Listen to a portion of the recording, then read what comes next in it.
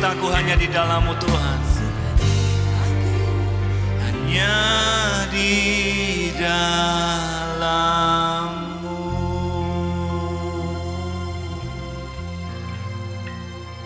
Haleluya, haleluya. Kami bersyukur Tuhan bahwa kami ada hari ini semua karena kebaikan dan kemurahan Tuhan dalam kehidupan kami. Kami percaya bahwa Engkau ada bersama-sama dengan kami di setiap langkah kehidupan kami. Dan kami bersyukur bahwa Engkau adalah kekuatan dalam kehidupan kami yang memampukan kami untuk kami melalui setiap badai, tantangan dan rintangan apapun yang Tuhan izinkan untuk terjadi dalam kehidupan kami. Dan kami bersyukur kesempatan sekali lagi Tuhan, kami boleh ada di tempat ini untuk mendengarkan firman-Mu. Belajar mengenai kebenaran firman-Mu yang menjadi kekuatan, menjadi petunjuk, menjadi terang bagi jalan kami. Supaya kami tidak tersesat dan salah melangkah di dunia ini Tuhan. Tolong kami Tuhan untuk kami dengar-dengaran dan belajar dengan baik pagi hari ini. Setiap firman-Mu ini tidak kembali percuma tetapi itu tertanam di dalam tanah hati kami. Tanah hati yang subur, sehingga pada waktunya nanti benih itu akan bertumbuh dan berbuah untuk menghasilkan kemuliaan bagi nama Tuhan. Supaya orang boleh melihat bahwa kami sungguh adalah murid-murid Tuhan. Dan mereka boleh mengerti bahwa Yesus hidup dalam kehidupan kami. Dan kuasa kebangkitan itu nyata di dalam dunia ini. Kami bersyukur Tuhan untuk kesempatan ini dalam nama Yesus Kristus. Kami bersama-sama akan menyambut firman-Mu. Haleluya. Amin. Amin. Silakan duduk. Puji Tuhan. Shalom. Ya, senang sekali kembali berada bersama-sama dengan kita semuanya di tempat ini. Saya juga menyampaikan shalom bagi Bapak Ibu Saudara yang mendengarkan atau menyaksikan mengikuti ibadah secara online. Dimanapun Bapak Ibu Saudara berada, saya percaya kasih setia penyertaan Tuhan juga menyertai kita semuanya dimanapun kita berada. Hari ini adalah hari Pentakosta, hari yang ke-50. Kita memperingati hari kelahiran gereja. Dan melalui kesempatan kali ini saya ingin menyampaikan satu pesan yang tentunya berhubungan dengan kuasa, berhubungan dengan Roh Kudus, yaitu the forgotten power of God. Kuasa Tuhan yang terlupakan. Nah, saya akan mengawali dengan satu cerita. Ada seorang asisten rumah tangga. Asisten rumah tangga ini sudah melayani satu rumah, dia menjadi asisten rumah tangga selama puluhan tahun. Dengan setia dia mengabdi kepada tuannya. Hingga tuannya ini masih rumah tangganya usia muda sampai tua punya anak cucu. Dan kemudian sampai dia meninggal dunia, dia layani dengan setia. Nah, kebetulan tuan ini yang dia layani ini merupakan keluarga yang kaya raya. Dan dia melayani dengan setia di situ. Satu kali setelah dia meninggal, tentu saja ini sangat menyedihkan hatinya. Karena mereka sudah tinggal bersama-sama puluhan tahun dan akhirnya tuannya ini meninggalkan dia. Nah, setelah tuannya ini meninggal, tuannya ini ternyata menyiapkan warisan. Nah, warisan ini dibagikan kepada mereka yang tertulis di dalamnya. Kepada anaknya yang nomor 1 diberikan tanah, anaknya yang nomor 2 diberikan rumah, anak nomor 3 dan lain-lain dan seterusnya. Nah, kepada asisten rumah tangga yang setia ini, dia diberikan sepucuk surat di dalam kertas. Dan dia terima sepucuk surat dalam kertas tersebut, dia masuk ke dalam tasnya. Kesedihan hatinya yang mendalam ini tidak membuat dia segera membuka apa isi amplop tersebut.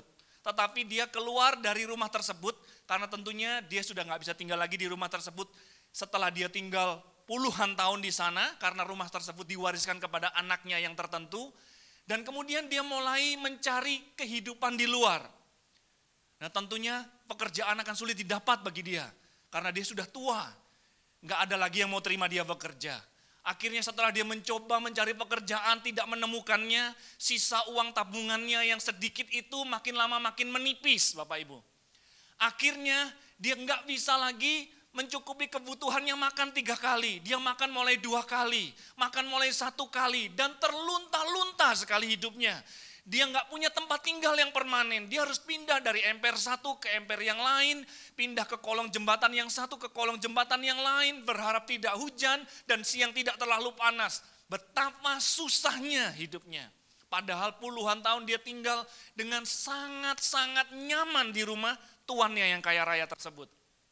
Sampai satu kali dia teringat bahwa majikannya meninggalkan sepucuk surat dalam amplop yang dia lupa untuk membukanya.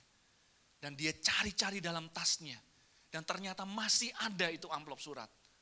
Dan kemudian dia membuka amplop tersebut dan ternyata amplop tersebut berisi sebuah cek senilai 10 miliar. Betapa menyedihkannya hidup ibu tersebut. Dia mengalami kesusahan yang seharusnya tidak perlu dia tanggung.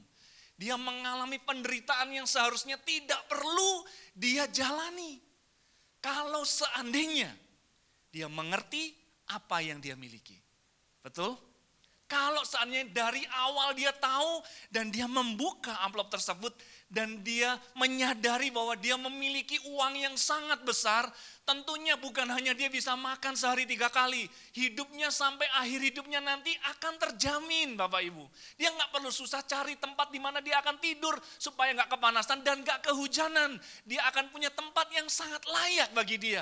Bahkan dia bisa melakukan lebih banyak lagi kalau dia menyadari apa yang sesungguhnya dia miliki. Nah, inilah fakta kenyataan yang menyedihkan di dalam gereja Tuhan. Bahwa ternyata saya menemukan berapa banyak orang percaya yang tidak menyadari bahwa di dalam dirinya ada kuasa yang tidak terbatas itu. Tetapi kita tidak tahu, tidak menyadari, tidak peduli, tidak mengerti bagaimana menggunakan kuasa yang tidak terbatas itu, yaitu kuasa Roh Kudus dalam diri kita setiap orang yang percaya yang ada dalam Yesus. Saya menemukan satu studi di Amerika dikatakan bahwa 89% orang percaya di Amerika, mereka entah tidak percaya, tidak tahu, tidak mengerti bahwa mereka punya kuasa Roh Kudus dalam kehidupan mereka. Sehingga orang-orang percaya yang seperti ini hidup seperti spiritual beggar, seperti pengemis dalam rohaninya. Kalau datang orang yang memberi misalnya, waktu ibu tersebut ya, saya membayangkan kalau dia mulai meminta-minta dan ada orang yang memberi, dia mulai, oh haleluya, amin, puji Tuhan, Tuhan buka jalan. Tapi begitu keadaan tidak seperti apa yang diharapkan dan dipikirkan, tidak ada orang yang berbelas kasihan kepada dia. Dia mulai, aduh hari ini susah sekali, sulit sekali. Dan kita sebagai orang percaya, berapa banyak kita yang menjalani pola hidup seperti itu. Kita berpikir bahwa ketika berkat Tuhan datang, jalan terbuka, semuanya dimudahkan. Kita berkata, haleluya, puji Tuhan, Tuhan baik. Kita semangat melayani Tuhan. Tetapi ketika Tuhan izinkan, masalah, tantangan, pergumulan ada dalam kehidupan kita. Kita mulai mengeluh, kecewa, bertanya-tanya, mana Tuhan pertolonganmu? Kenapa Tuhan gak buka jalan? Padahal Tuhan sudah menjanjikan, slide berikutnya, dalam Yohanes 16 ayat 7, tetapi inilah kebenaran yang aku sampaikan kepadamu, bahwa adalah berlebih berguna bagi engkau, adalah untuk keuntunganmu kalau aku pergi. Nah kadang kita ini sebagai orang percaya kan membayangkan begitu ya, betapa enaknya kalau Yesus itu punya alamat sekarang. Sehingga kalau kita punya masalah kita bisa datang ke alamatnya Tuhan Yesus. Ya kita berharap ada di sebelah gereja ya kan. Supaya lebih gampang kita ketuk pintunya, masalah apapun beres. Kadang kita berpikir seperti itu. Betapa mudahnya kalau Yesus itu hidup di zaman kita sekarang. Tetapi Yesus berkata itu melupakan keuntungan bagi kamu kalau aku pergi. Nah tentunya waktu Yesus mengatakan ini tidak dimengerti oleh murid-muridnya. Karena kalau aku tidak pergi, maka penolong itu tidak akan bisa diutus kepada kita. Karena kalau dia pergi, Yesus berkata, aku akan minta kepada Bapa supaya penolong yang lain itu diberikan kepada kita. Slide selanjutnya, Yohanes 14 ayat 15. Aku akan minta kepada Bapa dan dia akan memberikan kepadamu another helper. Nah, kata another helper ini, penolong yang lain ini kadang diterjemahkan penghibur, kadang diterjemahkan advocate atau pembela, kadang pengajar dan lain sebagainya. Tetapi Parakletos atau Roh Kudus, penolong yang lain ini adalah penolong yang sama seperti Yesus. Itu artinya. Jadi penolong yang lain yang diutus untuk bersama-sama dengan kita, menyertai kita, ada di dalam setiap orang yang percaya di dalam Yesus, sama seperti penolong yang lain, yaitu yang lain siapa? Seperti Yesus. Jadi kalau kita menyadari kita memiliki Roh Kudus dalam kehidupan kita, Parakletos ini, kita sama seperti ada Yesus menyertai kita, berjalan bersama dengan kita. Itu maksudnya. Jadi kita melihat pekerjaan Roh Kudus Bapak Ibu. Di perjanjian lama, Roh Kudus itu memberikan kepandaian, hikmat. 10 kali lebih pintar Daniel, Sadrak, Mesak, Abednego 10 kali lebih pintar daripada orang yang paling pintar di zamannya. Dan kemudian Roh Kudus memberikan kekuatan kepada Samson untuk melakukan pekerjaan Tuhan yang dahsyat. Roh Kudus memberikan hikmat, Roh Kudus memberikan keberanian, memberikan skill, memberikan kekuatan. Dalam perjanjian baru kita melihat bagaimana Paulus bisa menanggung segala sesuatu dalam memberitakan Injil. Menghadapi setiap tantangan, penganiayaan, kesulitan, mara bahaya, bahaya di mana-mana. Karam kapal, hampir mati, dianiaya. Kekuatan dari mana dia bisa melakukannya? Kekuatan Roh Kudus. Roh Kudus akan memberikan kekuatan di area mana kita membutuhkannya. Kalau kita membutuhkan hikmat, Roh Kudus akan memberikan hikmat kepada kita. Kita butuh penghiburan, dia adalah penghibur kita. Kita membutuhkan kekuatan, Roh Kudus adalah kekuatan kita. Kita membutuhkan kuasa untuk memberitakan Injil, dia adalah kuasa yang akan memberikan kuasa untuk melakukan pekerjaan Injil. Apapun yang perlu kita hadapi. Itu kekuatan kuasa Roh Kudus. Dan penolong yang lain itu adalah penolong yang sama seperti Yesus. Dan kenapa Yesus berkata, lebih baik saya pergi. Karena kalau Yesus ada di dunia, dia hanya satu orang. Terbatas.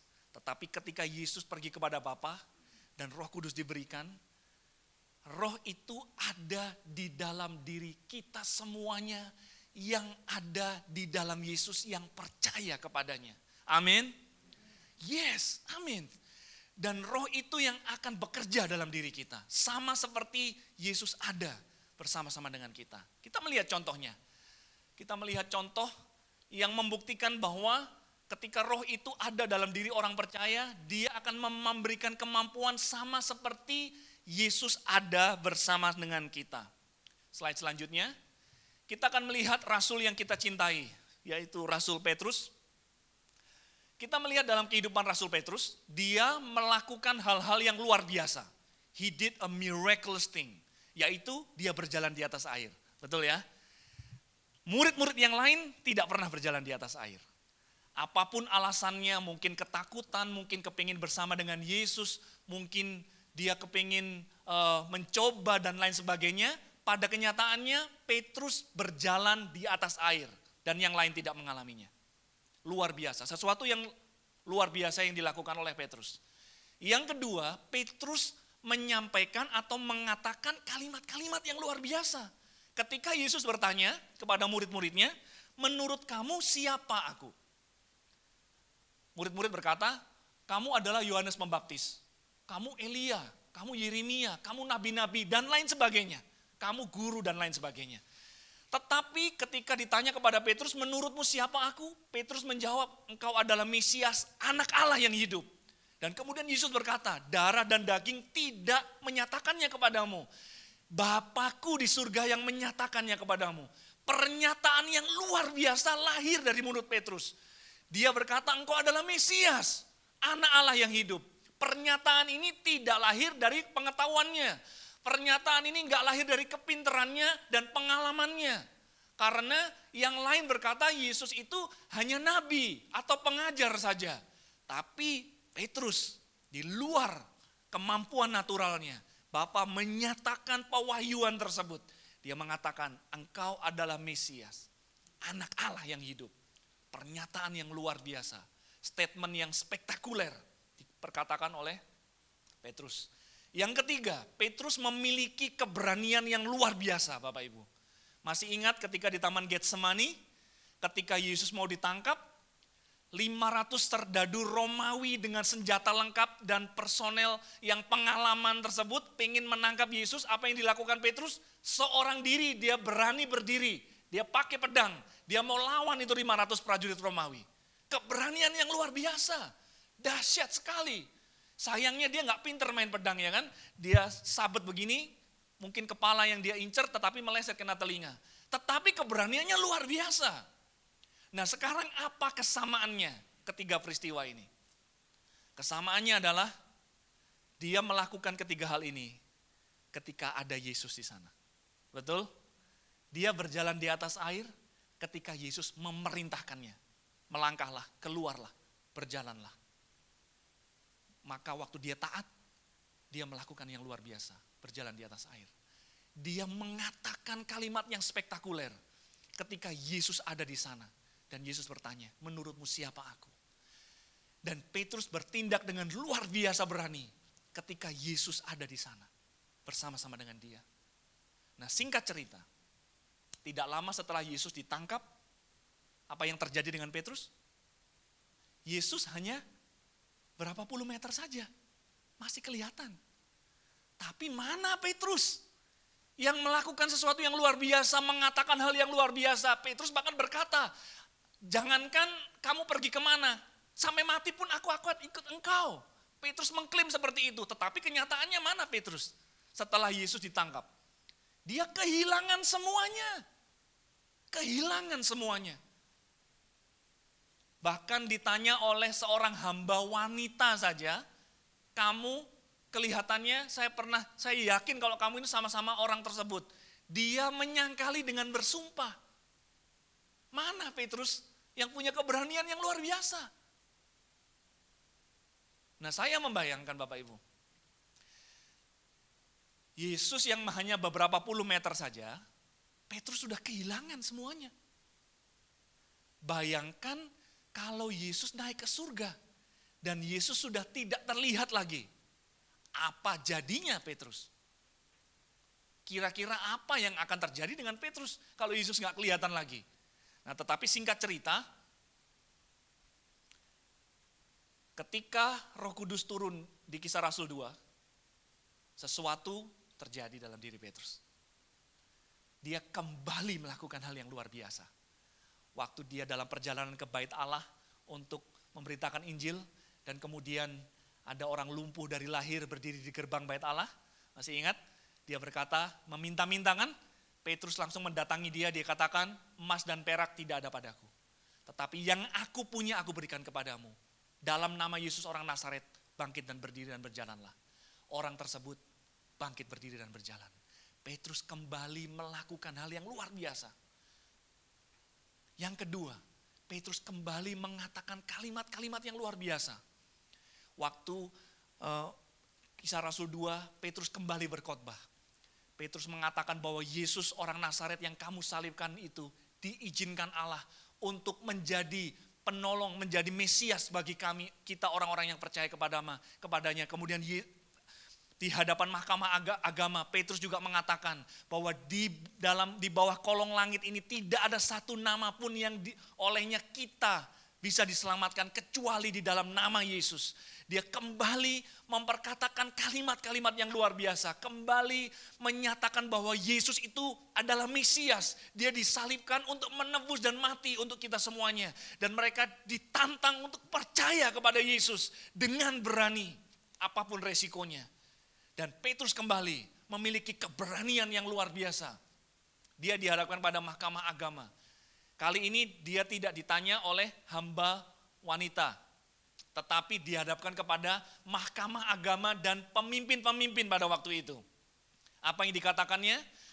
Waktu dia diancam, jangan lagi beritakan nama itu, stop beritakan nama Yesus. Tapi dia berkata, kamu putuskan sendiri, mana yang aku harus ambil atau mana yang benar. Apakah saya harus lebih takut kepada Allah atau lebih takut kepada manusia? Yang kedua, dihadapkan kepada mahkamah yang kedua kalinya. Ketika mereka nggak mengambil keputusan, Petrus berkata, saya putuskan, saya akan lebih takut kepada Allah daripada kepada manusia. Dan kemudian dia disesah, disiksa. Dan Alkitab mengatakan ketika hal itu terjadi kepada mereka, dikatakan mereka keluar dengan gembira. Bagaimana mungkin? Gak masuk akal. Dia keluar dengan gembira setelah mengalami penganiayaan. Karena dia merasa dianggap layak untuk menderita seperti Yesus. Luar biasa. Nah, apa yang terjadi? Kuasa Roh Kudus. Amin. Apa yang terjadi? Kuasa Roh Kudus. Nah, dalam hidup kita sebagai anak-anak Tuhan hari ini, saya mengajak kita supaya kita menyadari bahwa di dalam diri kita ada kuasa yang tidak terbatas itu. Kuasa yang sama yang memampukan Yesus untuk melakukan mujizat. Kuasa yang sama yang memberikan hikmat kepada Yesus untuk mengajar dengan luar biasa. Kuasa yang sama yang membangkitkan Yesus dari kematian itu ada di dalam diri setiap kita yang percaya kepada Yesus. Masalahnya kita mungkin tidak mengerti, tidak menyadari, tidak tahu, bahkan mungkin kita nggak peduli. Hari ini saya ingin menyadarkan kita untuk bergantung kepada kuasa Roh Kudus dalam kehidupan kita. Jangan melangkah dengan kekuatan kita dalam hidup ini. Kalau kita melangkah dengan kekuatan kita, dengan sumber daya kita, kepintaran kita, hal natural yang kita miliki, kita akan jadi Petrus yang kehilangan Yesus. Pengalamannya 3,5 tahun dengan Yesus langsung hilang ketika Petrus sendirian, Bapak Ibu. Kita perlu berjalan dalam tuntunan kuasa Roh Kudus. Amin. Kita perlu belajar bergantung kepada tuntunan kuasa Roh Kudus dalam area apapun hidup kita. Kita perlu mengandalkan kuasa Roh Kudus. Nah, saya akan memberikan beberapa poin tentunya yang saya ingin tekankan pagi hari ini, yang saya harapkan bisa menolong kita untuk mengerti siapa itu Roh Kudus, apa peran Roh Kudus dalam kehidupan kita, dan saya berdoa supaya ini menolong kita untuk menjalani hidup kita setiap hari keluar dari tempat ini tidak sama. Karena orang akan melihat Petrus yang berbeda setelah Kisah Para Rasul 2, karena dia mengalami kuasa Roh Kudus dalam hidupnya. Dan saya berdoa itu juga terjadi dalam kehidupan kita semuanya pagi hari ini. Oke, slide berikutnya. Yang pertama yang kita perlu mengerti adalah Roh Kudus itu adalah down payment dalam kehidupan kita.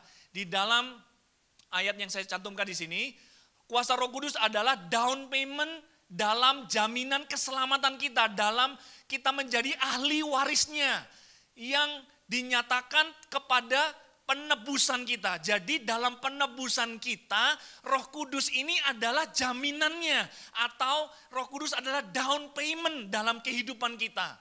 Nah, pernah tidak Bapak Ibu, kita sebagai orang percaya bertanya-tanya, saya ini benar-benar sudah selamat atau belum ya? Saya ini sudah mengalami keselamatan atau belum ya?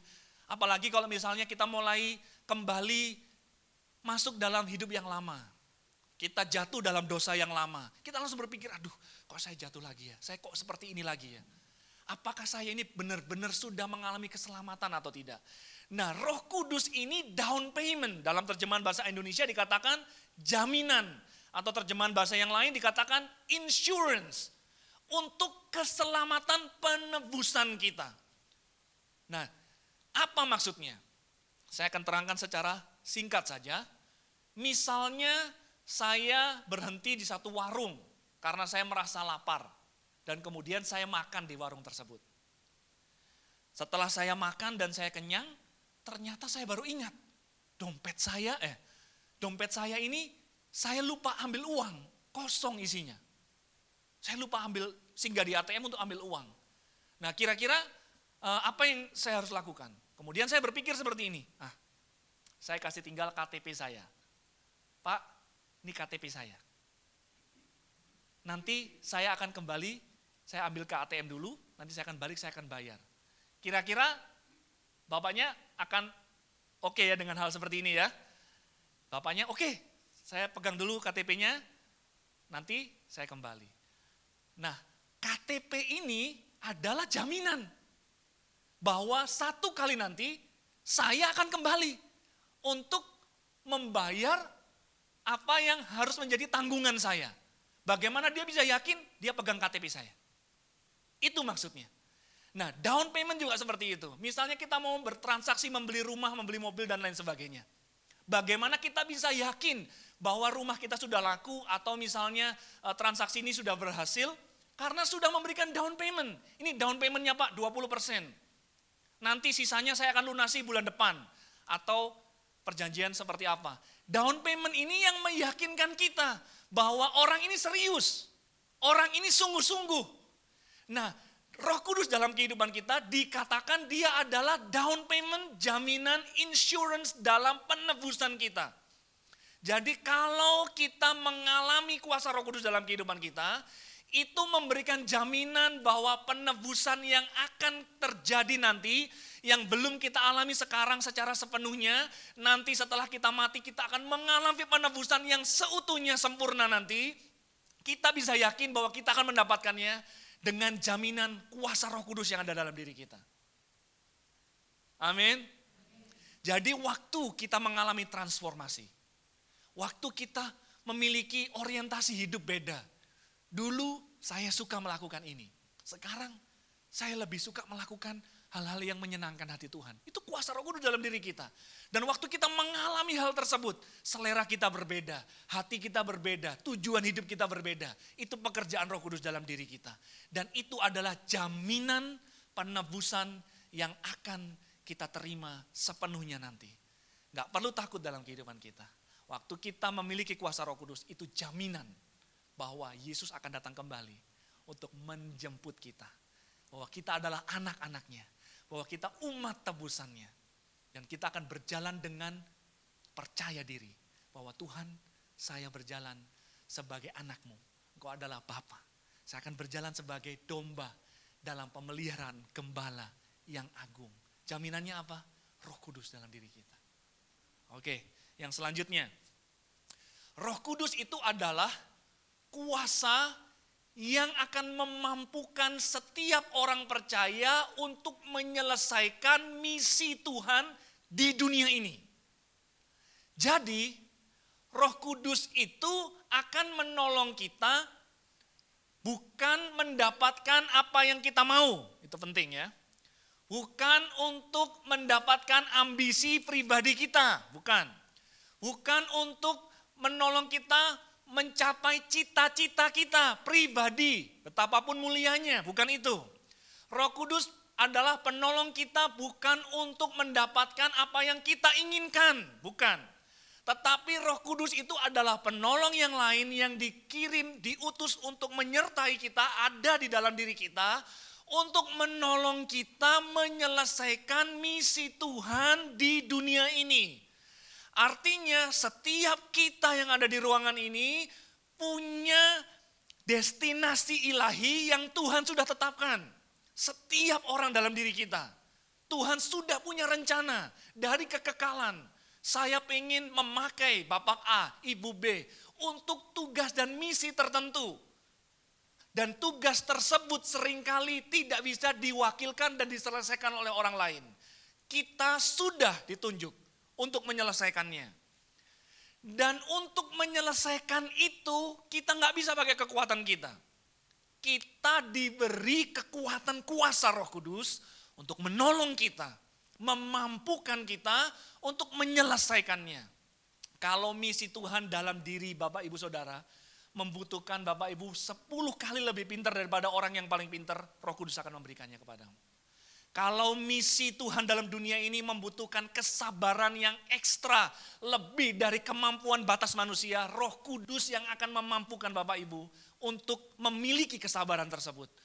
Kalau misi Tuhan ini membutuhkan keberanian untuk memberitakan Injil dengan radikal, Roh Kudus yang akan memberikan kemampuan dan keberanian bagi kita untuk melakukannya. Kalau kuasa Roh Kudus itu membutuhkan kemampuan karunia supranatural untuk bisa menyembuhkan, memperkatakan nubuatan, Roh Kudus akan menyatakannya dan memampukan kita, memperlengkapi kita untuk melakukannya. Tujuannya apa? Supaya misi Tuhan selesai di muka bumi ini melalui kehidupan kita, gerejanya.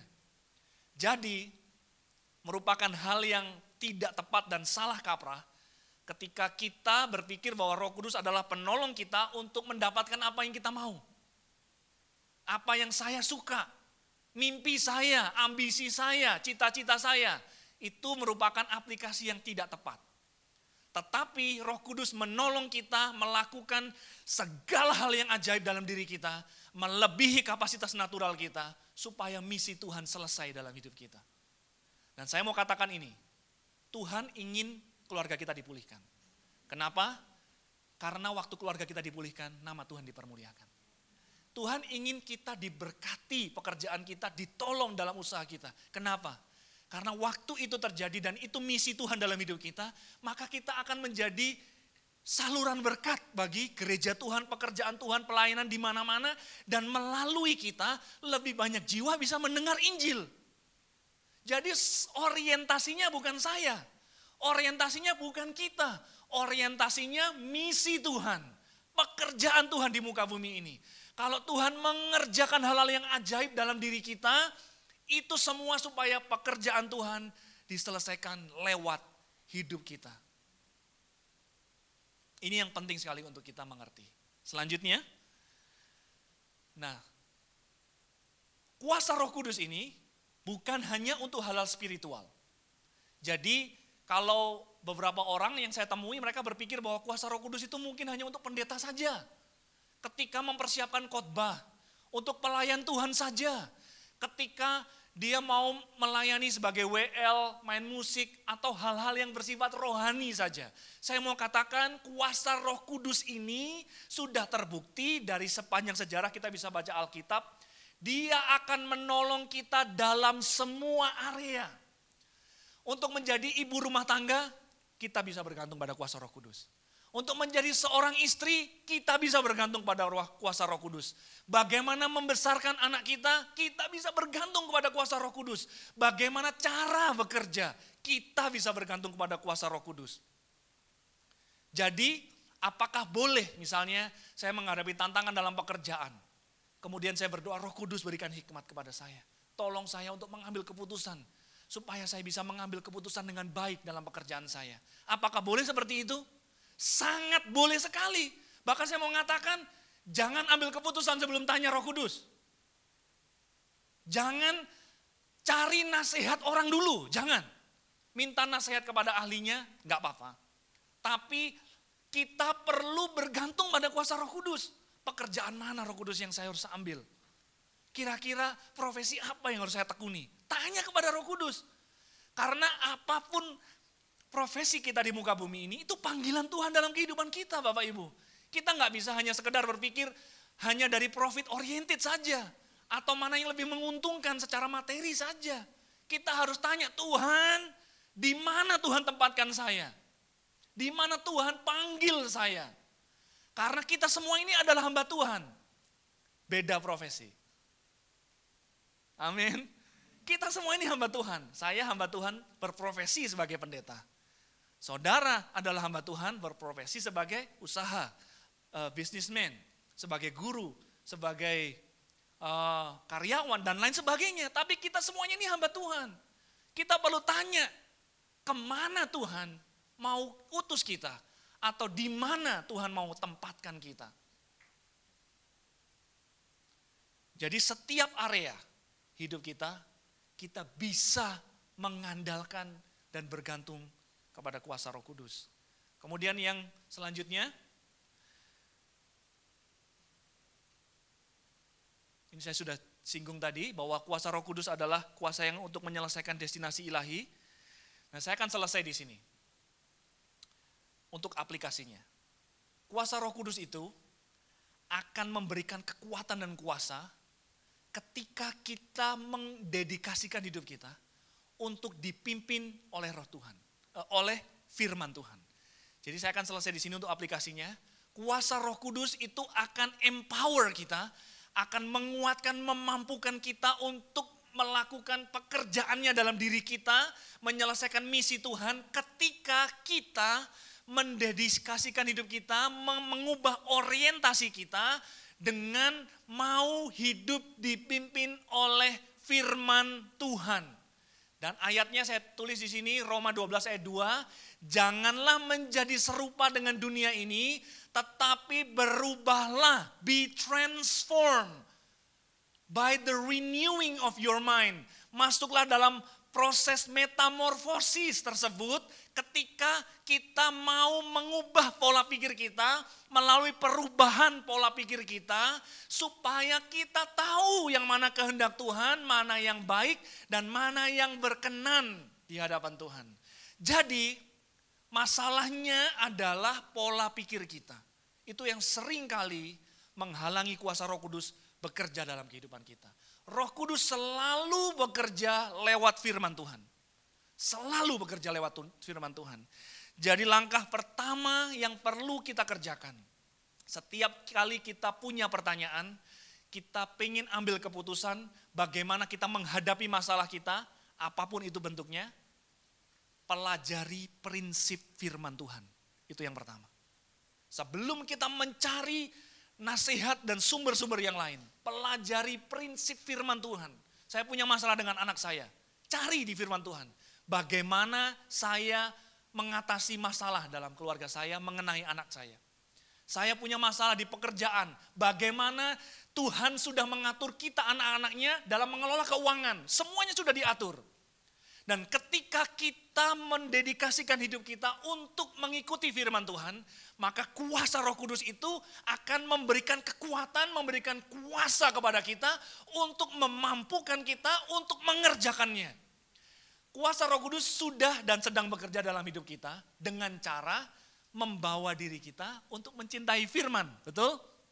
Membawa hati kita untuk lebih suka melakukan apa yang menyenangkan hati Tuhan. Itu pekerjaan Roh Kudus. Nah, apa yang perlu kita lakukan? Jangan menjadi serupa dengan dunia ini. Itu kata Roma 12 ayat 2. Karena gampang sekali kita tergoda untuk mengikuti cara dunia. Gampang sekali kita tergoda untuk kita melakukan apa yang dituntut oleh dunia ini. Melupakan hal yang lebih logis ketika Sadrak, Mesak, dan Abednego untuk menyembah patung tersebut. Hal yang lebih logis. Merupakan hal yang lebih logis ketika Daniel memilih untuk gak usahlah berdoa dulu selama 1 bulan. Ngapain ambil resiko? Karena toh setelah 1 bulan berakhir, saya bisa berdoa lagi. Tetapi mereka lebih memilih untuk takut kepada Tuhan. Dan ketika mereka memilih untuk lebih takut kepada Tuhan, kuasa Tuhan dinyatakan di sana. Kadang-kadang orang yang sulit untuk percaya kepada Tuhan dan mengalami tuntunan kuasa Roh Kudus bukan orang yang bodoh. Tetapi adalah mereka yang banyak pengalaman, punya banyak relasi, makan asam garam, sudah punya demikian banyak resource dalam hidup kita. Itu yang kadang-kadang menghalangi kita untuk berjalan dalam kuasa Roh Kudus sepenuhnya dalam hidup ini. Dan pagi hari ini saya ingin mengajak kita untuk keluar dari lingkaran itu dan masuk kepada kuasa supranatural Tuhan. Waktu kita mendedikasikan hidup kita untuk mempelajari prinsip firman. Kita baca, kita renungkan, kita pelajari dan kita gali. Kita temukan prinsipnya. Kita aplikasikan dalam hidup kita. Saudara akan lihat kuasa Tuhan dalam hidupmu. Saudara akan melihat hidupmu gak sama. Pekerjaanmu gak sama. Keluargamu gak sama. Anak-anakmu gak sama. Pendidikan yang saudara tempuh, saudara akan jadi pelajar yang berbeda dimanapun saudara yang sekolah. Karena saudara lebih taat kepada firman dan gak mengandalkan kekuatan natural kita. Kalau saudara mengandalkan kekuatan natural, Saudara sudah bisa mengukur sejauh mana hasilnya. Tapi kalau saudara andalkan kuasa Tuhan yang sudah dinyatakan dalam firman-Nya, yang diteguhkan dan di-empower dengan kuasa Roh Kudus dalam diri kita, saudara akan melihat kuasa yang tidak terbatas bekerja dalam setiap area dalam hidupmu. Saya tidak sedang berbicara mengenai bahasa roh saja, tapi saya sedang berbicara mengenai bahwa Roh Kudus itu adalah pribadi yang bisa kita andalkan seperti Yesus sendiri berjalan dengan kita. Waktu kita menghadapi tantangan, Yesus ada di sana. Roh Kudus ada bersama dengan kita. Dan saudara adalah pribadi yang akan memuliakan Tuhan, menyelesaikan destinasi ilahi dalam hidupmu ketika kita menyadari kuasa itu ada dalam diri kita. Amin. Saya undang pemain musik dan kemudian singers untuk maju ke depan. Di hari Pentakosta ini, saya kembali mengajak kita untuk menyadari bahwa kuasa yang tidak terbatas itu ada di dalam diri kita. Roh Kudus hadir di sini. D mungkin ya. Roh Kudus hadir di sini. Pribadi yang menawan dan suci. Roh Kudus hadir di sini. Pribadi yang menawan dan suci. Ku rindu mendekat, mengerti hatimu, berjalan dalam kehendak-Mu. Roh Kudus manis dan lembut. Roh Kudus manis dan lembut. Penolong yang sejati dan suci. Ku rindu mendekat, mengerti hatimu, berjalan dalam kuasa-Mu. Bekerjalah ya Roh Kudus, bertahtalah lebih lagi. Urapan-Mu, lawatan-Mu, Kaulah yang ku perlu.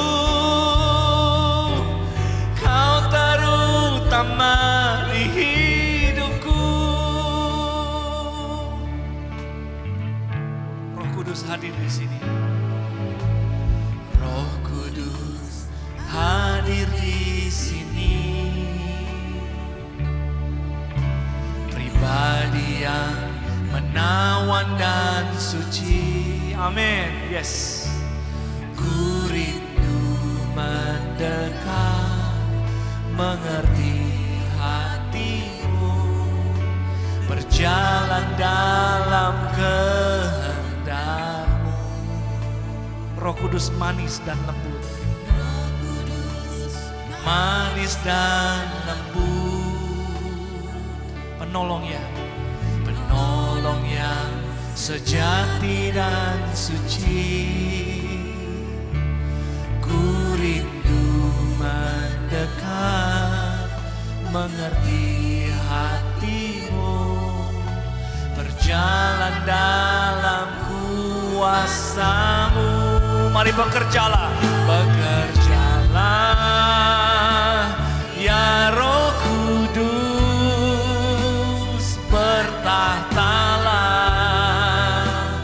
lebih lagi. Urapan-Mu, lawatan-Mu, Kaulah yang ku perlu. Kau terutama di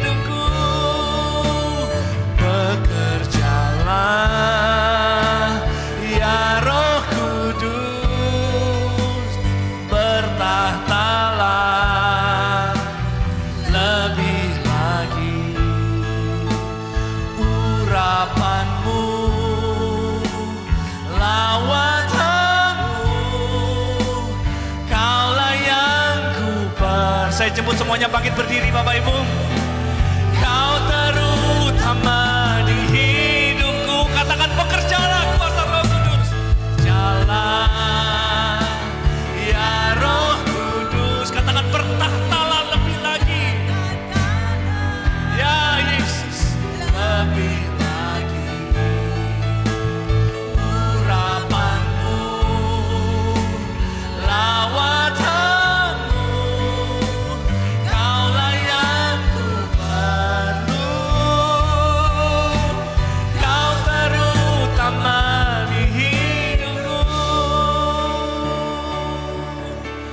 Kau terutama di hidupku.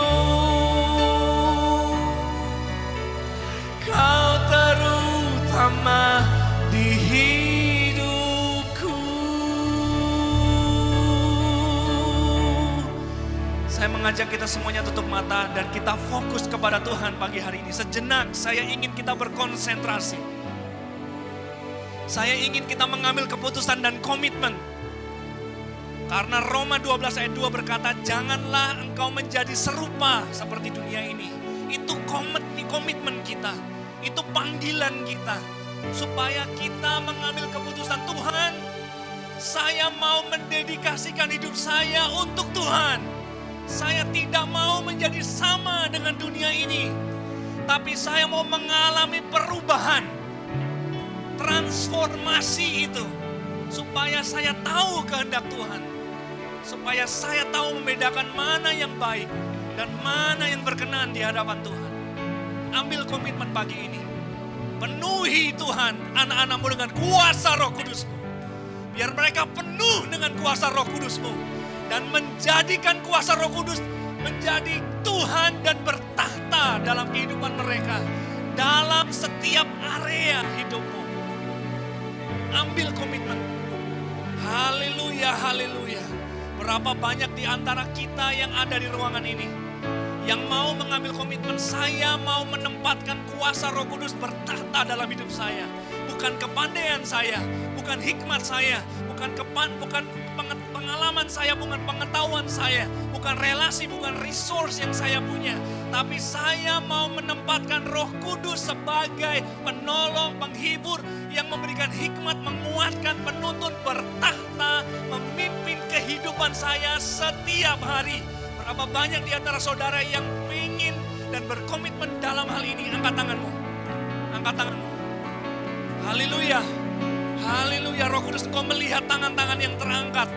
Yang mendedikasikan hidupnya untuk menyelesaikan misi Tuhan. Dengan kuasa itu. Kuasa Roh Kudus-Mu memenuhi hidup mereka saat ini. Dalam nama Yesus Kristus. Penuhi kuasa Roh Kudus-Mu dalam kehidupan mereka. Dalam nama Yesus Kristus. Empower your children to do your will in their life. Dalam setiap situasi, Roh Kudus mampukan untuk mereka lebih taat kepada firman daripada takut kepada dunia ini. Lebih takut kepada Tuhan daripada kepada manusia. Memilih mengikuti jalan Tuhan dan bukan jalan dunia. Memilih untuk mengasihi Tuhan dan bukan mengasihi dunia ini. Tolong Roh Kudus berikan kekuatan. Penuhi mereka dengan kuasa-Mu untuk menjadi alat-Mu. Memberitakan Injil. Menjadi tangan-Mu yang menyembuhkan mereka yang sakit. Menjadi tangan-Mu yang membebat hati yang terluka. Menjadi tangan-Mu yang membebaskan mereka yang terbelenggu. Mengusir setan. Dan melakukan pekerjaan-pekerjaan yang ajaib. Yang Tuhan kerjakan. Melalui kuasa Roh Kudus. Haleluya. Haleluya.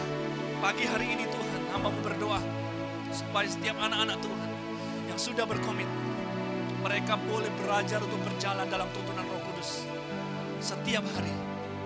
Dalam setiap keputusan yang mereka ambil. Terima kasih Tuhan Yesus, firman-Mu sedang bekerja. Terus bekerja. Menghasilkan buahnya.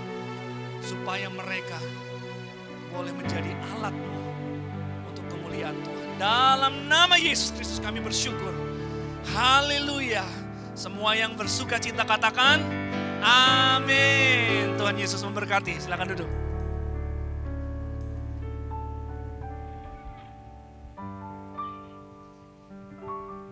Shalom Bapak Ibu, selamat lagi. Atas nama GBI Hope, kami mengucapkan terima kasih untuk Pak Edi. Bisa memberkati Pak.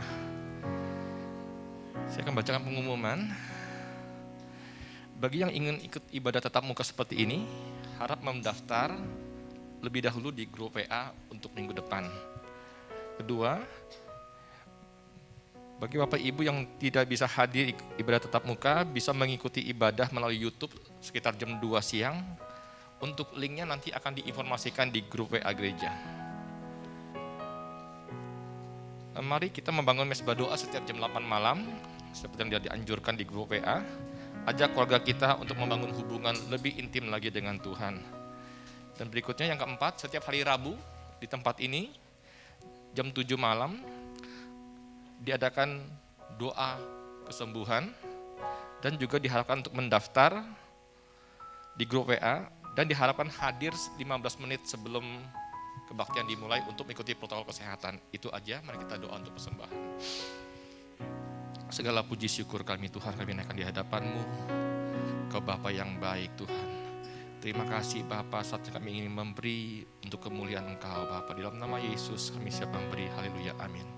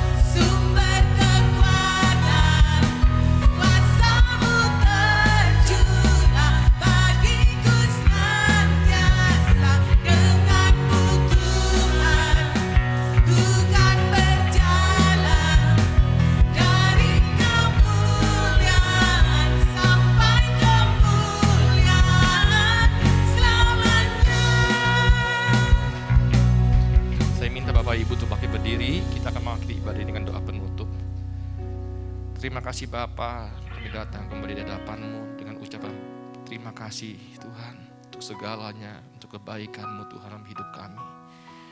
Kami masih boleh berkumpul, berhimpun tempat ini, memuji, membesarkan nama-Mu Tuhan. Terima kasih Bapa. Terlebih-lebih Tuhan, firman-Mu sudah Kau bentangkan di hati kami Bapa. Beri kami hati yang lembut untuk mau melakukan itu semua. Biar nama-Mu ditinggikan, nama-Mu dimasyhurkan dalam hidup kami. Kami juga bersyukur untuk hamba-Mu yang telah menyampaikan isi hati-Mu Tuhan. Pakai Pak Edi lebih lagi Tuhan. Istri dan anak-anaknya Bapa, Kau berkati, hikmat Allah selalu ada atasnya Tuhan. Apapun yang dilakukan jadi dia berhasil. Dan nama Tuhan ditinggikan Tuhan. Kami juga minta berkat Tuhan untuk gembala kami. Beri hati hamba, hati gembala dalam hidupnya. Yang tidak jemu-jemu menuntun kami Tuhan. Untuk lebih dekat kepada Engkau. Berkati juga istri dan anak-anaknya Bapa. Kami juga bersyukur kalau kami boleh melayani Engkau itu WL, pemain musik Tuhan. Yang terlibat dalam pelayanan ini Tuhan. Kami minta benarkan, kuduskan dan murnikan hati kami Tuhan. Biar semua pelayanan kami hanya untuk kemuliaan Engkau saja Bapa. Oh terima kasih Bapa, kami juga bersyukur untuk jemaat Tuhan yang beribadah bersama kami. Engkau berkati keluarga lepas keluarga. Engkau berkati pekerjaan, studi, apapun mereka kerjakan. Jadi mereka berhasil Bapa. Terlebih-lebih beri kami hati yang mau berpaut lebih lagi kepada Engkau Tuhan. Terima kasih Bapa, kami juga bawa bangsa ini, Indonesia yang kami kasihi. Kami memberkati Indonesia dari Sabang sampai Merauke Tuhan. Kami selalu minta hujan pertobatan, hujan keselamatan selalu ada di bangsa ini. Kami memberkati pemimpin kami Pak Jokowi, dari yang paling tinggi yang sampai yang paling rendah. Beri kepada mereka hikmat-Mu Tuhan untuk memimpin bangsa ini. Setiap keputusan dia ambil hanya untuk mensejahterakan rakyat Indonesia Bapa. Terima kasih Bapa, terima kasih Roh Kudus. Sebelum kami pulang, kami rindu Engkau memberkati kami. Mari jemaat yang kasih Tuhan, kita arahkan hati kita kepada Tuhan Yesus. Diberkatilah Engkau berlimpah-limpah dengan segala yang terbaik dari Allah Bapa, kasih-Nya yang sempurna dalam Yesus Kristus, serta kekuatan, pertolongan, dan penghiburan dari Roh Kudus memampukan engkau untuk hidup dalam segenap kehendak Allah. Kita yang sudah menerima semuanya itu sama-sama kita katakan amin. Selamat hari Minggu, Tuhan Yesus memberkati.